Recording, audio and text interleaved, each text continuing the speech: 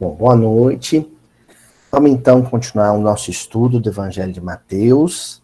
Nós estamos ainda no capítulo 14 do Evangelho de Mateus, porém na semana passada nós iniciamos uma passagem nova, uma perícopa, né? Ou perícope, que é aquela que trata da multiplicação de pães e peixes. Então, o milagre de pães e peixes, também conhecido.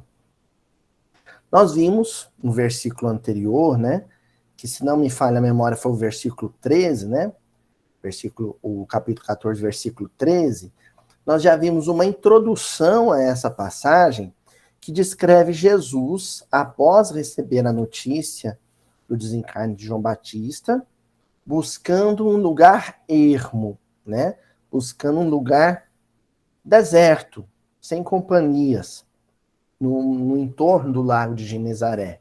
E aí nós discutimos que esse transporte de Jesus pelo lago de Genezaré, né, porque ele sobe num barco para poder buscar esse lugar, ele representa mais um deslocamento psíquico, né? Ele pode ser pensado, e sobretudo ser pensado, como um deslocamento psíquico para aquele lugar íntimo, né, aquele santuário íntimo que todos nós temos, que é onde nós nos encontramos com o teor mais alto de espiritualidade, nosso psiquismo, e, consequentemente, a nossa comunhão plena com Deus, através da prece, da meditação, da leitura, da conversa fraterna.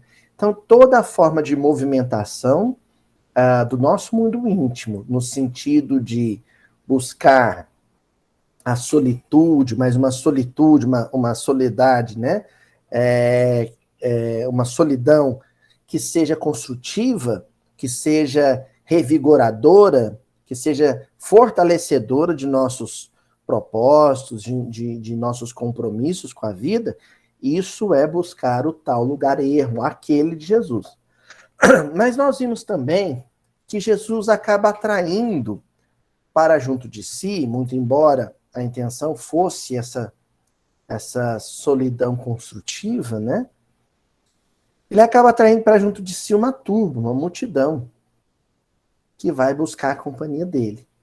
E o versículo de hoje dá continuidade a essa narrativa, né? Porque nós vamos ver qual foi a postura de Jesus ao se deparar com essa turba, com essa multidão que acabou descobrindo onde ele se encontrava e o acompanhou, né? Nós estamos vendendo peixe como compramos, né? A narrativa de Mateus é sempre uma narrativa complicada, porque Mateus não tinha muito essa preocupação cronológica, né? De narrativa linear, né? Mas a ideia é essa. Mas também o que mais nos importa não é tanto a linearidade da narrativa, mas sim o que há de mais profundo naquilo que está sendo dito. E é o que nós faremos ao ler o versículo 14. Então, Mateus, capítulo 14, versículo 14. Após sair, viu uma turba numerosa e, compadecendo-se deles, curou os seus enfermos. Então, mais uma vez, após sair, viu uma turba numerosa e, compadecendo-se deles, curou os seus enfermos. Bom, nós já estudamos inúmeras vezes, em vários episódios já gravados e divulgados no nosso canal, já estudamos em período anterior ao registro, em vídeo, sobre a questão da cura de enfermos. E ainda estudaremos, né? Porque Jesus ainda vai realizar muitas curas ainda. Agora, existe um componente, um elemento que é fundamental para que nós possamos exercer a nossa capacidade de transmitir o bem, de gerar benefício, de afetar o outro com o que há de positivo em nós. Existe um elemento condutor, como um fio de cobre. Sem ele, né, a energia não se movimenta. Não sai, por exemplo, da estação de energia até o aparelho eletrodoméstico. Então, existe um componente que tem essa função de viabilizar qualquer gênero de benefício transmitido. De que elemento eu estou falando? Nesse versículo, tem um verbozinho no passado que denota a primeira atitude, a primeira ação de Jesus antes de curar a turba. Ver. Ele a viu. Percebeu a presença. Só que esse ver do versículo, né, que na sua superficialidade, né, na sua primeira camada, no seu verniz, na casquinha do verniz, denota um ato sensorial, uma ação sensorial, ver, né, captar a imagem de. Aqui nós vamos extrapolar esse sentido e buscar o seu sentido psicossocial. Por que psicossocial? Porque às vezes a retina, o globo ocular, o aparelho óptico, vê, mas o coração, a sede do espírito, não vê. Entenderam? E no caso de Jesus, quando ele olha para a turba, o aparelho físico, óptico, vê. E a alma também vê.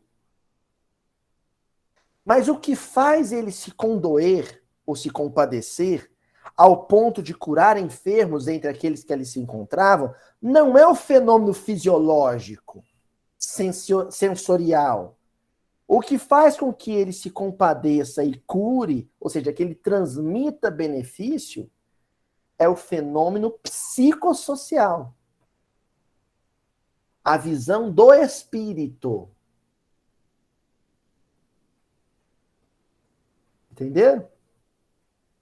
Ver alguém é mais do que simplesmente olhar para esse alguém. Ver alguém é perceber esse alguém na sua integridade. O que é isso? Integridade. O que é algo íntegro ou integral? Inteiro. Completo. É vê-lo na sua forma física, mas também vê-lo nas suas emanações vibratórias, nos seus sinais psicológicos, que pode ser um silêncio acabrunhador, pode ser um olhar, né, caído, pode ser um olhar marejado de lágrima, pode ser uma postura encurvada, pode ser um sorriso nos lábios, pode ser um morder de lábios, enfim. Ver é perceber o outro em tudo que o outro apresenta no momento do encontro. O outro na sua aparência física, nas suas feições físicas, e o outro nas suas expressões psicológicas. Positivas e negativas.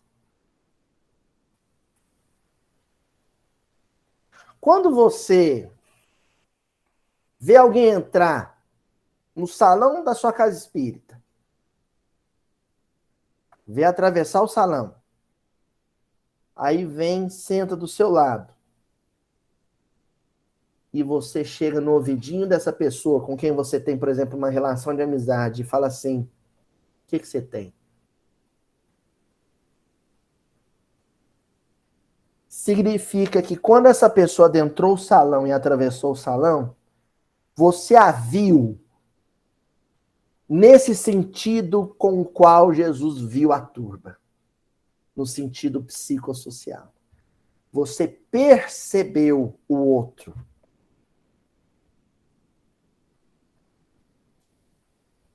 Você sentiu como o outro. E aqui a gente chega na palavrinha que é a tônica do estudo de hoje.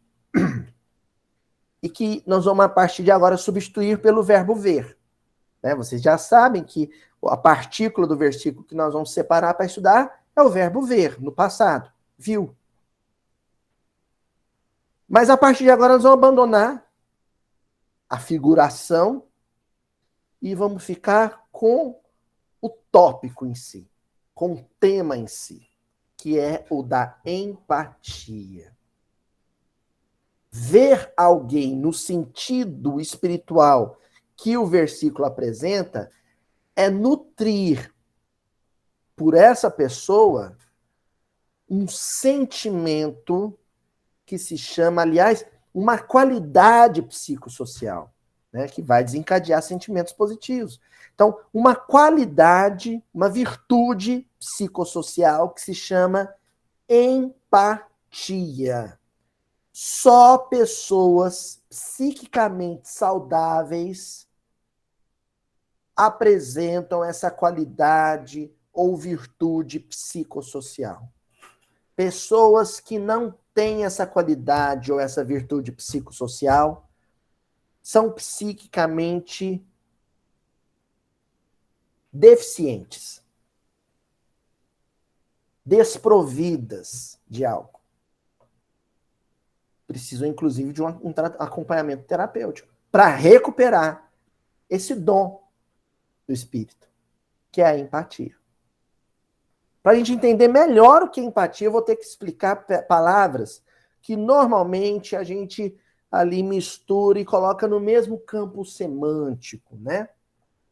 Que seria a antipatia, a simpatia e a apatia. Luiz, qual a diferença? Vamos começar por aí. Qual a diferença de empatia e simpatia? Né? Aí nós temos que ir para a etimologia.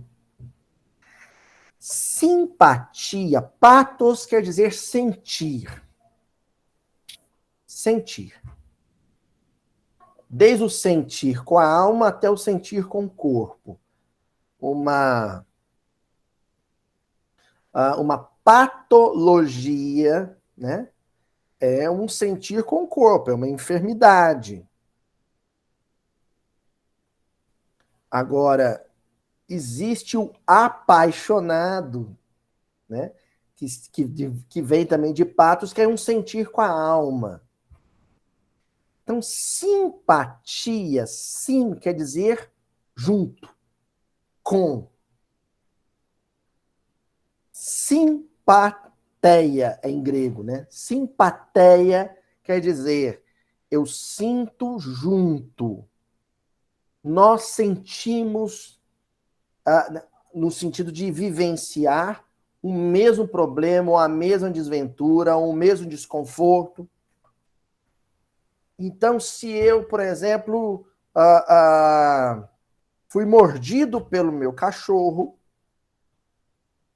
e a Tânia também foi mordida pelo seu cachorro, e eu falei, nossa, hoje eu estou com a dor no dedão do pé, porque o meu cachorrinho deu uma mordida no meu dedão. E ela falou assim, nossa, meu cachorro uma vez me mordeu no pé também.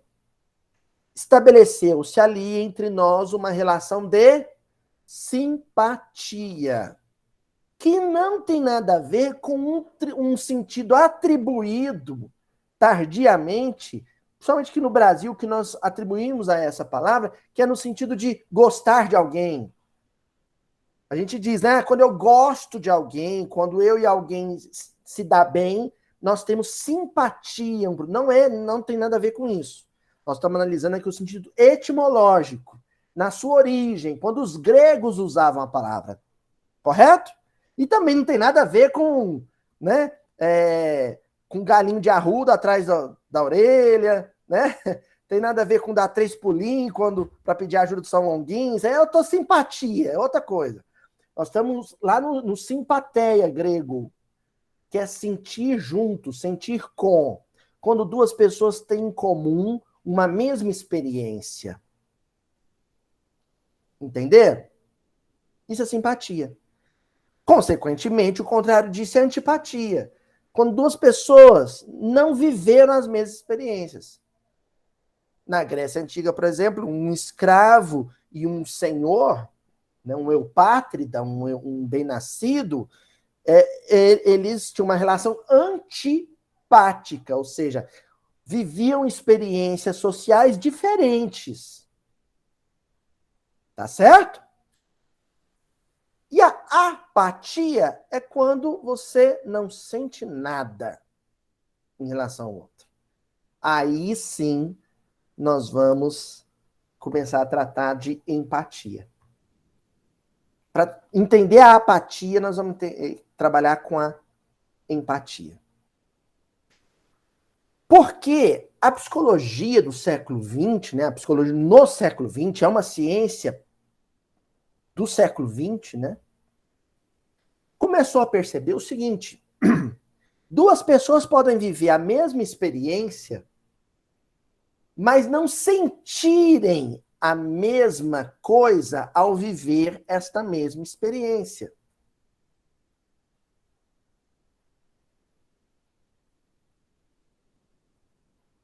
Duas mulheres podem ter sido traídas pelos seus maridos, mas não terem sentido a mesma coisa com a mesma experiência.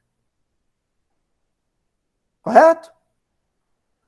Duas pessoas podem ter sido vítimas de racismo. As duas viveram o mesmo episódio de racismo, mas não sentiram a experiência da mesma forma. Uma chorou, a outra adoeceu. Uma se escondeu dentro de casa e não quis sair mais, a outra foi para o bar beber. Porque o sentir de maneira diferente vai, consequentemente, determinar reações diferentes a essas mesmas experiências. A mesma experiência. Então, quando você é capaz de se projetar e sentir o movimento psicossocial, daí eu falei que é uma qualidade, uma virtude psicológica, de sentir o que o outro sentiu vivendo aquela experiência, o nome disso é empatia. Vai além da simpatia. O empatos é quando eu sou capaz de sentir o que o outro está sentindo. Vamos dar um exemplo? Eu vou ter que dar exemplo, gente, porque isso é complexo. Tá? Isso é muito complexo. Então vamos dar mais exemplos. Fui abandonado na infância pelo meu pai. Ele saiu de casa, abandonou. E eu lidei bem com isso, sofri, chorei, mas consegui manter o equilíbrio. Isso não me afetou naquilo que eu vinha a me tornar na vida adulta. Mas aí eu conheço uma pessoa que também foi abandonada pelo pai na infância. O pai sumiu no mundo, não deu notícia. E essa pessoa se perturbou, essa pessoa cultivou traumas muito profundos, na vida adulta não conseguiu se relacionar num casamento, enfim. Se eu falar assim, que frescura! Mas que mimimi! Eu fui abandonado pelo meu pai também e não virei viciado em álcool, não virei alcoólatra, tenho minha família feliz, que mimimi! Se eu tiver essa reação em relação ao outro que viveu a mesma experiência, o que me faltou? Hein? Empatia. Porque podemos até ter vivido a mesma experiência, mas não sentimos da mesma maneira essa experiência. Se eu, no entanto, falar, olha, é a mesma experiência que eu não me perturbei, mas cada um é um, né? Cada um reage de um jeito, cada um sofre de um jeito. Nossa, mas para esse menino, pensando bem, para esse rapaz deve ter sido tão duro.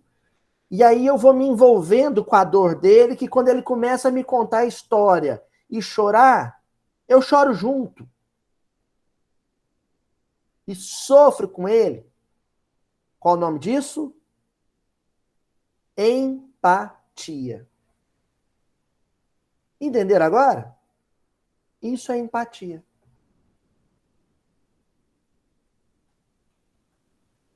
Jesus, ali naquela praia, no Lago de Genezaré, estava sofrendo com o mesmo sol escaldante que a multidão. Possivelmente respirava o mesmo ar seco daquela multidão. Possivelmente não, respirava o mesmo ar seco daquela multidão. Sofria com o Império Romano, a opressão do Império Romano, igual todos ali. Não tinha um tostão no alforge, igual todos ali.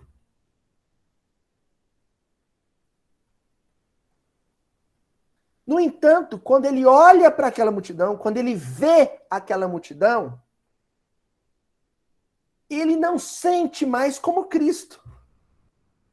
Ele passa a sentir como homem. No sentido de uma coisa é um Cristo vivendo essa experiência, outra coisa é um homem comum, um humano qualquer.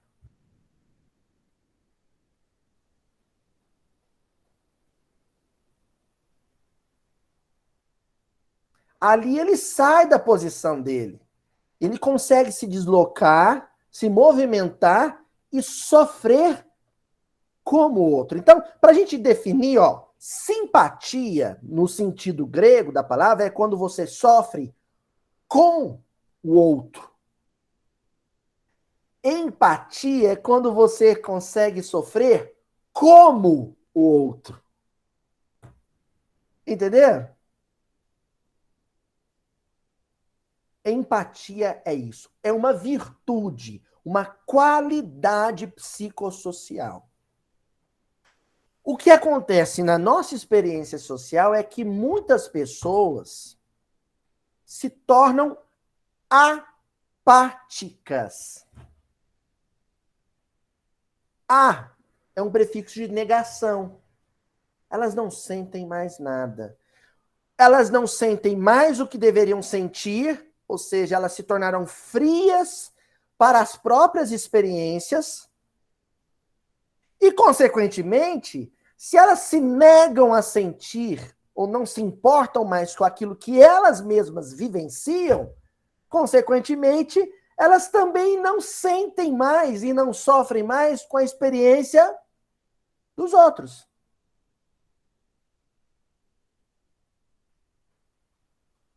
Entendeu? Seria, por exemplo, um pai que perdeu um filho e aí ele se congela, vive uma experiência emocional glacial, ou seja, ele, sabe, a era do gelo por dentro, ele vira um iceberg por dentro. A estratégia que ele encontrou para suportar aquela dor é deixar de senti-la. Então ele se torna frio. Não quer sentir mais nada por ninguém. Nem para os outros filhos que ficaram vivos. Nem pela esposa. Ele tá aquela pessoa que parece que ela morreu por dentro. Que ela se torna totalmente insensível. Aí, para ela, qualquer coisa que aconteça. Se ela perdeu o emprego, ela não importa mais. Se os outros filhos abandonarem, tô nem aí, eu já perdi meu filho mesmo. Enfim, a pessoa passa a ter como estandarte assim. Depois que eu vivi aquela dor, nada mais me machuca. A tendência é esse processo de apatia, ele também se tornar um processo de apatia em relação à dor do outro. Ele também se torna frio para a dor do outro. Ah, eu perdi meu filho, por que ele não pode sofrer? Tá entendendo? Complicado isso, né? Então, às vezes a gente vive experiências assim, sociais, né? Que é muito complicado, né? Aí, porque o político fulano de tal, né? Teve o senador que sofreu um ataque homofóbico, fez um discurso. É muito mimimi, né? É complicado você dizer isso porque você não vai estar vivendo aquela experiência. Então, nenhuma relação de simpatia você tem. Aí, se você viveu ou vive a experiência, as pessoas mesmo assim sofrem aquilo de maneira diferente. Eu sou homossexual, eu nunca percebi que alguém me trata com homofobia, não. Você não sente, mas ele sente. Empatia é se projetar, mas para ele deve ser doloroso. Nossa, esse choro dele me comoveu. Eu vivo a experiência dele de uma maneira diferente, mas essa dor é dele. Essa dor é dele. E eu vou sofrer com ela. Isso vale em tudo, gente. Em tudo. Em tudo. Certo? Vamos avançar para as leituras? Eu fiz essa introdução para a gente entender o que foi esse ver de Jesus aí. Quando ele olhou para a turba, ali a empatia no Cristo transbordou. Porque naquele momento ele sofreu como a turba. Ele se fez multidão. Ele se fez pequeno para sofrer como a multidão sofria. Aí, o sentimento de compaixão é abundante, né? É enorme. Ó, tem uma passagem no livro de Jó, no Velho Testamento, um livro maravilhoso, dos livros do Velho Testamento, talvez que seja o que eu mais gosto, é o livro de Jó. Assim, é de uma inteligência literária impressionante.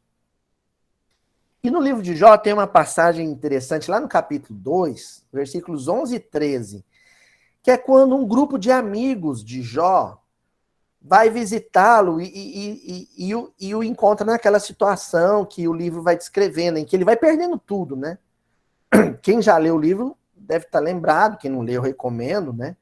Que ele vai sendo testado em tudo. Ele perde a família, perde o dinheiro, perde a família, perde a saúde do corpo, ele vai perdendo tudo que um ser humano pode perder, né?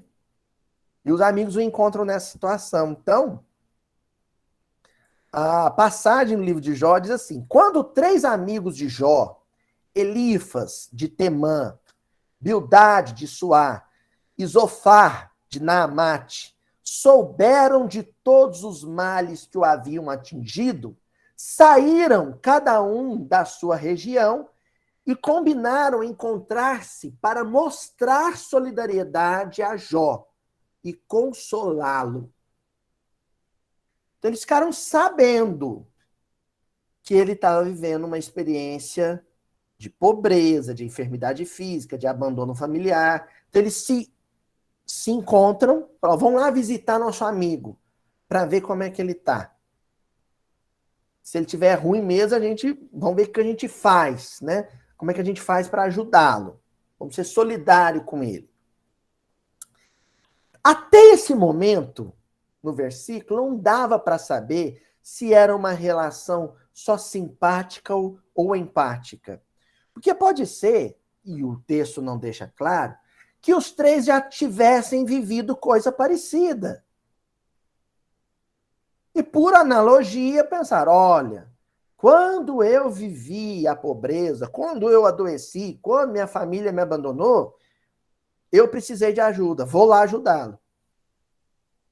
Ainda não dá para saber se era isso ou se ia muito além. Chegaria ao ponto da empatia. Continuamos. Quando viram a distância, ó o verbo aí, Olha o verbo do versículo de hoje. Quando o viram à distância, igual Jesus viu a turba, mal puderam reconhecê-lo e começaram a chorar em alta voz. Cada um deles rasgou o manto e colocou terra sobre a cabeça. Esse era um gesto próprio de judeus, por exemplo, quando iam num velório, eles é uma maneira de dizer para o outro: eu estou sofrendo muito com você. Então, quando eles viram Jó, eles falaram: nossa, olha o estado que ele está. Ele está sofrendo, sentindo esse problema de uma maneira que eu não senti. O sofrimento dele é maior que o meu. Olha, notem bem, não é o problema é maior do que o meu, é o sofrimento. Entenderam a diferença? Porque pode ser que um deles olhou para o Jó e falou assim: o sofrimento dele é do tamanho do meu. Aliás, perdão, o problema dele é do tamanho do meu. Mas ele está sofrendo mais do que eu estava. Ele demonstra estar sofrendo muito mais do que eu sofri. Eles tinham duas opções. Eles podiam falar assim: levanta daí, rapaz, deixa de ser frouxo. Problema financeiro igual ao seu eu já tive, até pior. Sai dessa, seu fracote. Ah, doença, tá com doença de pele? Eu já tive doença muito pior. E não fiquei igual você tá. Eles podiam agir assim. Mas não, o que eles fazem? Olha o que o texto bíblico disse. Mal puderam reconhecê-lo e começaram a chorar em alta voz. Rasgaram a roupa do corpo, jogaram terra na cabeça. Ou seja, nós vamos chorar como ele agora. Porque não importa se o problema dele é maior, igual ou menor que o meu. O que importa é que ele está sofrendo mais que eu. E eu não vou menosprezar o sofrimento dele, o sentimento dele. Eu vou sentir como ele.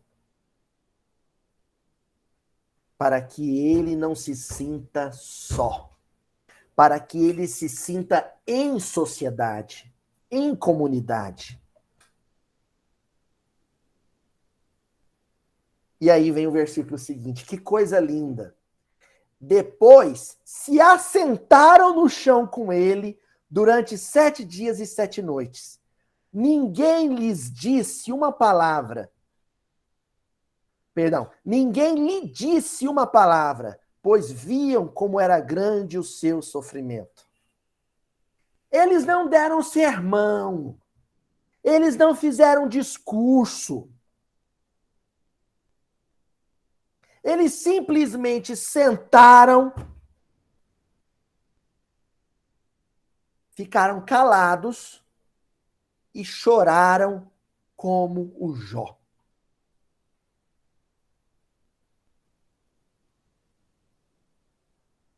Então, se eu sou uma professora, né, tia Adriana? Eu sou uma professora. E uma mocinha de 15, 16 anos começa a chorar na sala de aula.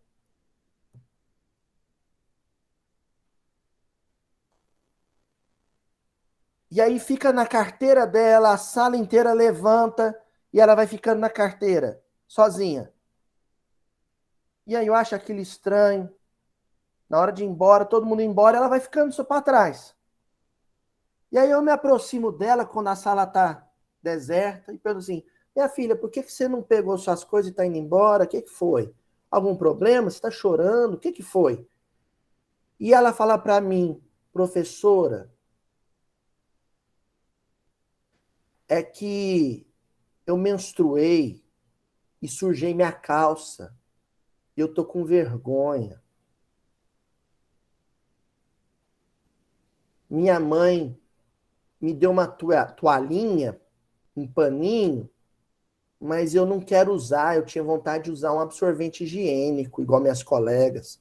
Eu não vou falar para ela, deixa de mimimi. Eu já menstruei também, já passei por isso e não fiquei chorando igual você, minha filha. Usa o paninho que é mais ecológico. Eu não vou fazer um negócio desse. Sabe o que eu vou fazer? Se eu for amigo dela, que nem os amigos de Jó, eu vou sentar com ela e primeiro eu vou chorar com ela. Chorar abraçado com ela. E depois que eu chorar com ela e ela se sentir amada, percebida, vista pelo meu coração, eu vou falar assim: toma, minha filha, compra um pacote absorvente para você.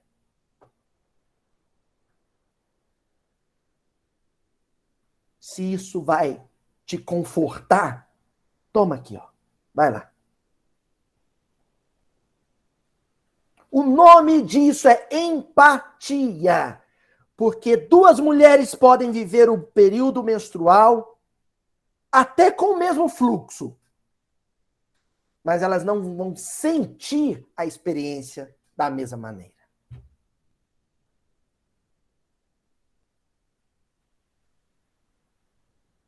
Não vão sentir da mesma maneira.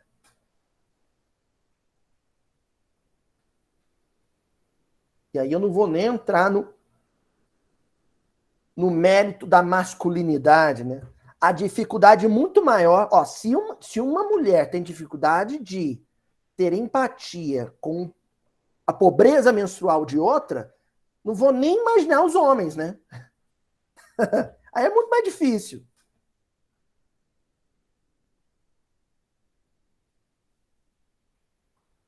Ó, então vamos para o Livro dos Espíritos, livro 3º, capítulo 11º.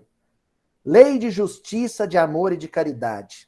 Questão 886.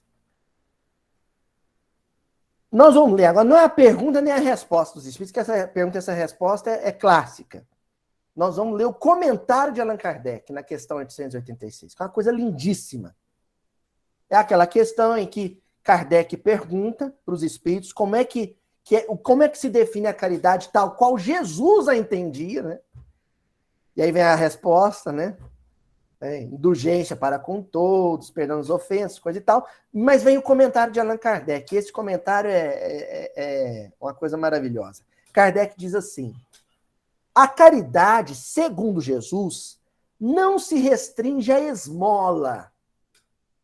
Abrange todas as relações em que nos achamos com os nossos semelhantes.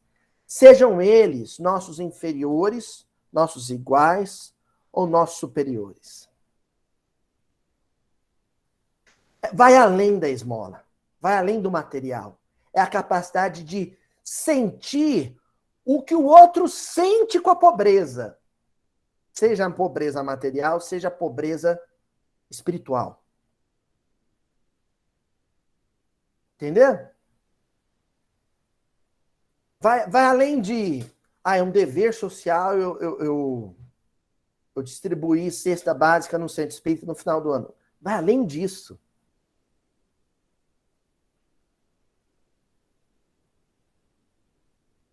A gente tem um trabalho no nosso grupo, Eurípides Barçanufo, né? Com mães da periferia, que uma vez por mês, né? Não foi interrompido nem na pandemia, né, tia Adriana? A gente só adaptou, né? E elas recebem uma cesta de alimento, elas fazem aprendem a fazer artesanato. A dona Joaninha, que frequenta aqui conosco, ela ajuda as mães, ensina culinária, né? Conversa com as mães, outras ensinam crochê, bordado. E elas passam uma tarde gostosa lá na casa, né? Aprendendo artesanato, recebem um comentário do evangelho, né? De vez em quando, uma vez por ano, pelo menos, né? Eu faço uma apresentaçãozinha de Natal para elas lá, né? Com violão, cantam a música do Roberto Carlos, Nossa Senhora, as choram, cantam também, beleza. Minha mãe frequenta esse trabalho desde o início, e um dia uma dessas senhoras estava chorando. Estava chorando. E minha mãe sentou do lado e falou: o que foi que você está chorando, mulher? E ela falou: a minha filha mexendo com droga, envolveu com um rapaz que é traficante e foi embora com ele e abandonou a minha neta comigo. Abandonou a filha dela e deixou comigo e foi embora. Não é isso, mãe? Foi embora. E aí minha mãe foi consolá-la, né? Foi conversar com ela. Aí todo encontro de mães, as duas sentavam e conversavam sobre o drama familiar como se duas amigas fossem. E se tornaram. E se tornaram. Minha mãe não viveu essa experiência. Minha irmã nunca teve envolvimento com drogas, se casou, não abandonou os filhos, nunca abandonou minha irmã, minha mãe. Minha mãe não viveu a experiência. Mas minha mãe chegava e quando ia me contar aí, o bate-papo com a amiga, contava chorando. Entenderam? Essa solidariedade materna entre as mães, essa solidariedade materna é empatia.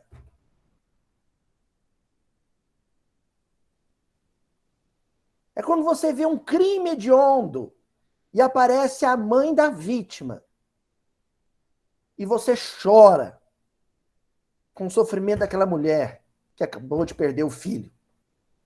Aí aparece a mãe do assassino chorando e você chora com o sofrimento daquela mulher que tem um filho odiado pela sociedade. Um filho que espalhou sofrimento para os outros. E eu me lembro bem, quando teve há um tempo atrás o sequestro de um ônibus na ponte Rio-Niterói. Vocês se lembram desse episódio? E o rapaz que sequestrou o ônibus acabou sendo morto no local do sequestro, né? E foi uma coisa horrível. E aí, na delegacia, aconteceu um encontro dos pais das vítimas do sequestro com os pais do rapaz.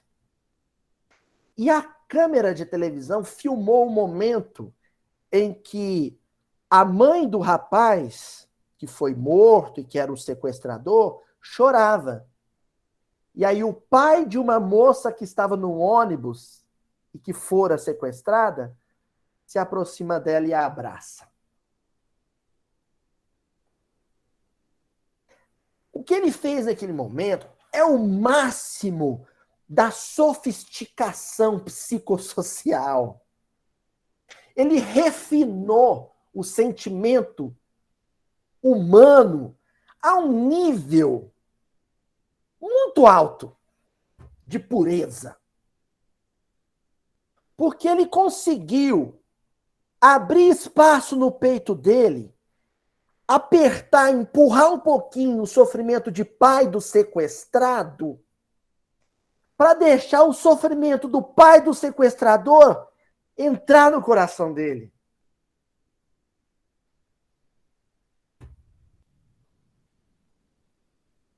Isso é empatia.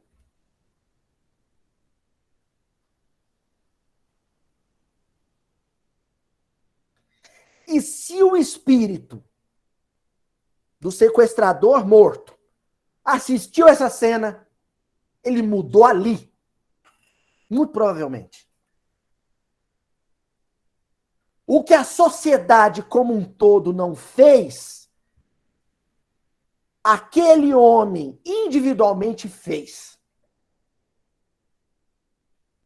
Ele educou e transformou o criminoso com a própria empatia.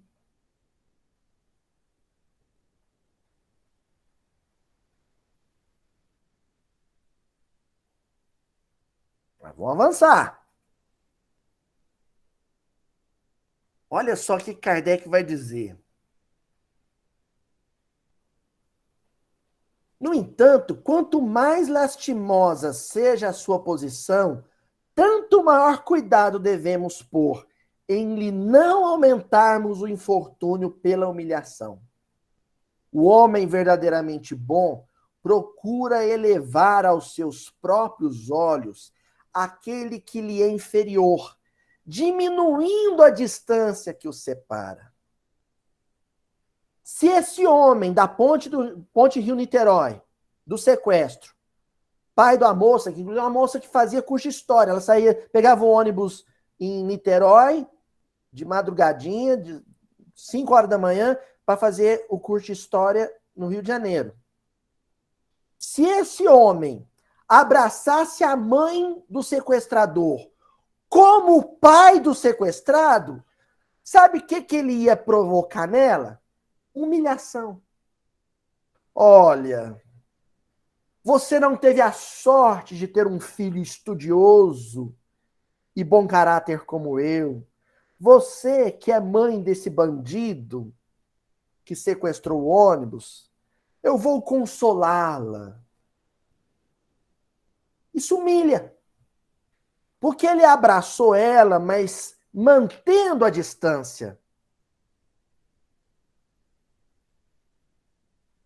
Mas no momento em que ele se transporta e vive esse fenômeno, essa metamorfose íntima, e ali abraça, os dois se tornam um só ser. A distância desaparece. São dois corações sobrepostos, pulsando juntos. Pulsando juntos. Não tem distância. Aí não tem humilhação.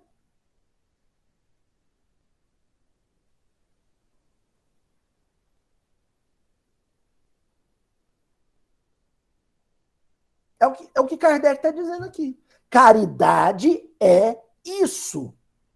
Portanto, para Jesus, caridade e empatia são duas coisas que não podem se dissociar. Porque se você gerar um benefício material ou psicológico para outra pessoa sem sofrer com a dor dela, como ela sofre, isso foi assistencialismo, não foi caridade.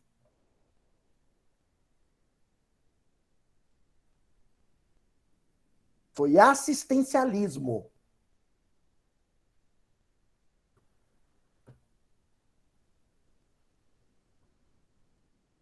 Se você falar assim, ó, eu vou dar ajuda para esse pobre, mas eu acho que se ele, com Bolsa Família, ao invés de um iPhone, comprasse uma barraquinha de pipoca para vender, ele saía da pobreza, então não ajuda. O Bolsa Família já faz isso, já cumpre essa função. Não ajuda. Deixa que o Estado cumpra essa função. Porque isso não é caridade. Caridade é quando a barriga dele roncar, a sua roncar junto. Mesmo estando cheia. Você escuta a barriga dele roncar e dói a sua. Isso é empatia.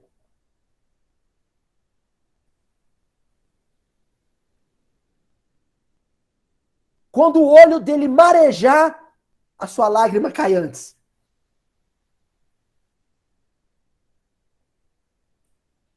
Por isso que nós vamos agora para o Evangelho segundo o Espiritismo, capítulo 13, que vossa mão esquerda não saiba o que dê vossa mão direita, capítulo clássico do Evangelho segundo o Espiritismo, no item 17, que é um item maravilhoso, que é a piedade, né?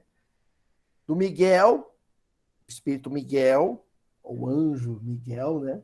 Não sabemos, o arcanjo Miguel. É uma mensagem ditada em Bordeaux, 1862. E nessa mensagem, a piedade começa dizendo assim: Ah, deixai que o vosso coração se enterneça ante o espetáculo das misérias e dos sofrimentos dos vossos semelhantes. Vossas lágrimas são um bálsamo que lhes derramais nas feridas. Isso é de uma imagem poética impressionante, porque você imagina assim, qual que é o remédio que eu vou pôr na ferida do outro?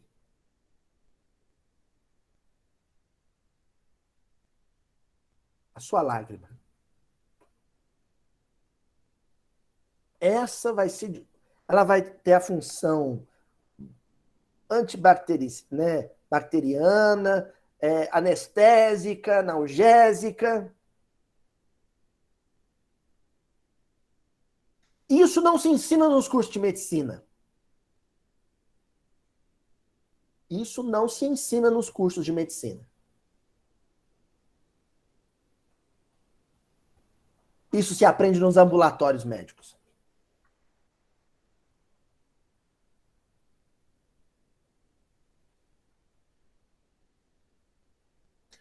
Essa semana eu estava tendo aula com um professor meu, e esse professor estava dando aula de metodologia de pesquisa, e ele contou uma coisa impressionante. Ele estava falando sobre o comitê de ética para pesquisas, né? E dando orientação sobre pesquisa em sociologia, né? Muitas delas você tem que visitar, às vezes, uma casa muito pobre, na periferia e tal. E ele contou, olha, uma vez eu levei uma bronca do meu orientador, ele me contando, né? Eu estava na pesquisa e levei uma bronca, um puxão de orelha do meu orientador, porque eu fiz alguma coisa que o comitê de ética desaprovaria. E ele falou que foi entrevistar uma família muito pobre. Mas tão pobre, tão pobre, tão pobre, que na semana seguinte, quando ele voltou para continuar a entrevista, ele voltou com a cesta básica. E viveu um dilema ali, porque de fato, para a metodologia de pesquisa, né, os critérios para uma entrevista, você não pode ultrapassar certos limites. Mas ele não deu conta, ele não deu conta de ficar aquém desses limites. Ele quis ir além. Não é um fenômeno de racionalidade, de cálculo. É um gesto movido pelo sentimento, pelo coração. Ele não deu conta de voltar lá de mãos abanando. Entenderam? E coisa parecida acontecia com o Chico Xavier.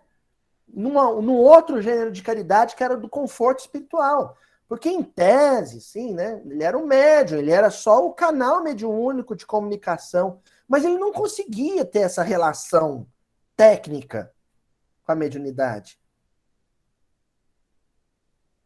Ele atendia e conversava com as mães. Em tese, ele não poderia fazer isso, porque se ficar batendo papo muito com as mães que perderam seus filhos, depois alguém poderia acusar o Chico e falar: você colocou aquele tanto de coisa na mensagem porque você conversou com a mãe antes, né? Mas o Chico não dava conta. Quando a mãe chegava chorando, ele abraçava ela já chorando junto. Chorando junto.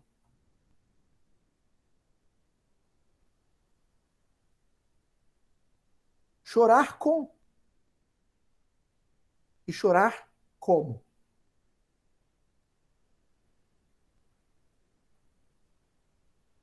Continua a mensagem do Evangelho. Nunca, portanto, abafeis nos vossos corações essas emoções celestes. Não se contenham.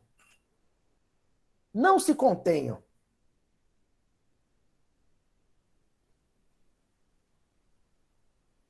A família humana precisa do toque da alma.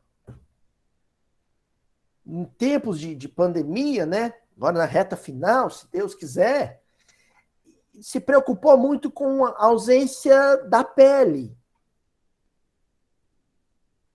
Mas nós já estamos em isolamento social há muito tempo. Porque as pessoas olham e não veem umas às outras. As almas não se tocam. Os corações não se esbarram. Às vezes as mãos se apertam, né? Os braços se abraçam, mas não existe o contato psíquico. Porque as pessoas estão sempre na defensiva. É uma sociedade onde o espírito de competitividade é tão grande em tudo, da vaga no estacionamento, a vaga no concurso público, que as pessoas estão sempre com ressalvas umas em relação às outras, até dentro do movimento espírita, até dentro do ambiente religioso. Não existe entrega.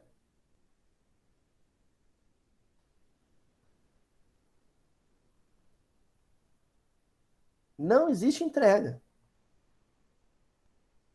Tinha uma dinâmica que a gente fazia em Mocidade, não sei se a tia Adriana vai lembrar disso. Pessoal que não vê a imagem, que é a tia Adriana, gente. Tia Adriana é meu colega de mocidade, porque ela é tia da evangelização, a gente chama de tia Adriana. Que era uma dinâmica muito interessante, assim, que o companheiro estava atrás e você tinha que soltar o corpo. Lembram disso? O pessoal da mocidade lembra? Você soltava o corpo para o outro segurar. Ah, mas ninguém soltava. Pode confiar, fulano.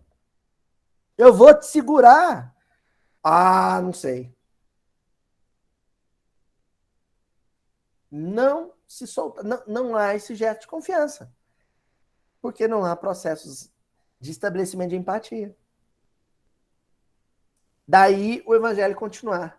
Não procedais como esses egoístas endurecidos que se afastam dos aflitos, porque o espetáculo de suas misérias lhes perturbaria por instantes a existência álacre. Temei conservar-vos indiferentes quando puderdes ser úteis. Apatia. Apatia. Eu não quero sofrer com o outro, nem como o outro, porque a minha vida é tão feliz, tá tudo tão certo.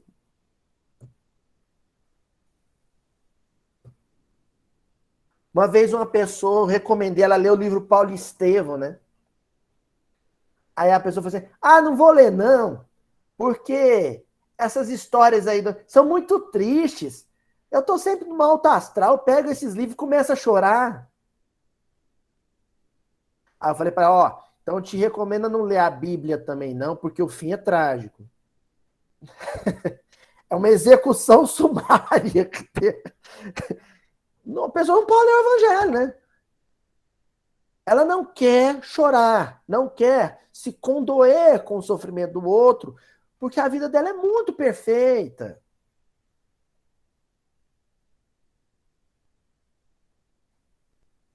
Isso é apatia. É a incapacidade de se humanizar. Eu não quero ser humano.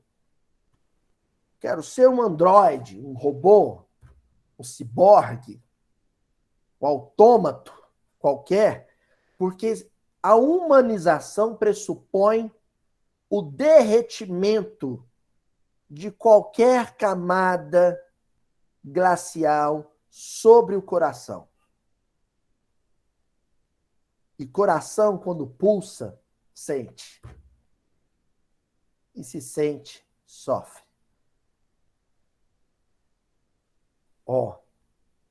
A tranquilidade comprada à custa de uma indiferença culposa é a tranquilidade do mar morto, no fundo de cujas águas se escondem a vasa fétida e a corrupção.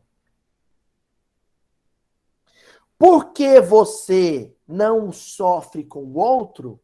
Por que você é indiferente, frio, insensível à dor do outro? Você se torna cúmplice da queda do outro. A obra básica é clara. Quem não faz o bem fez o mal e se torna cúmplice do sofrimento do outro. E ao se tornar cúmplice do sofrimento do outro, você pode até não sentir agora, mas você está acumulando lá na profundeza do mundo íntimo a lama do remorso. Um dia, quando o estrondo dos acontecimentos,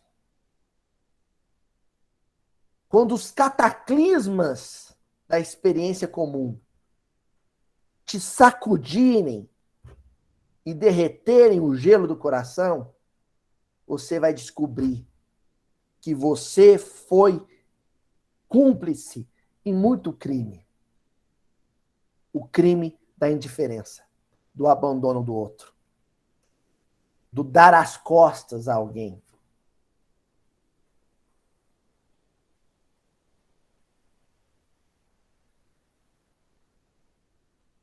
Onde eu estava quando fulano chorou?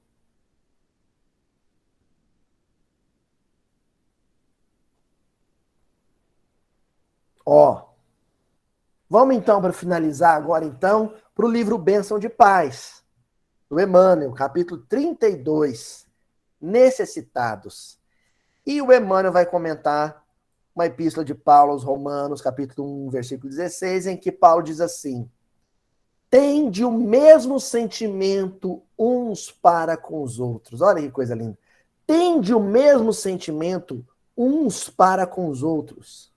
Quer dizer, numa frase simples dessa carta, Paulo, ele resume a única saída para o bem social. Qual que é a solução para o drama social que vivemos? De segurança pública, de saúde pública, de educação pública. Qual que é a solução? Político, econômico, qual que é a solução?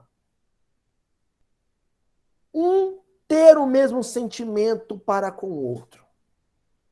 E não é um sentimento negativo, é claro, óbvio. É o sentimento de cumplicidade humana. Cúmplice, gente, não é só um bandido com outro, não. Cumplicidade pode existir dentro de um casamento. Quando as mãos se entrelaçam. Quando os corações se irmanam. E aí o Emmanuel comenta: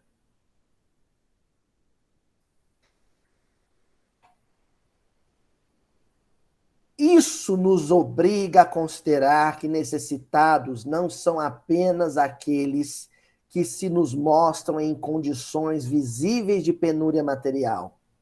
Vou repetir. Necessitados não são apenas aqueles que se nos mostram em condições visíveis de penúria material. Em muitas circunstâncias, somos procurados por dores disfarçadas, sob títulos honrosos do mundo ou recobertas por enfeites dourados. Dores disfarçadas.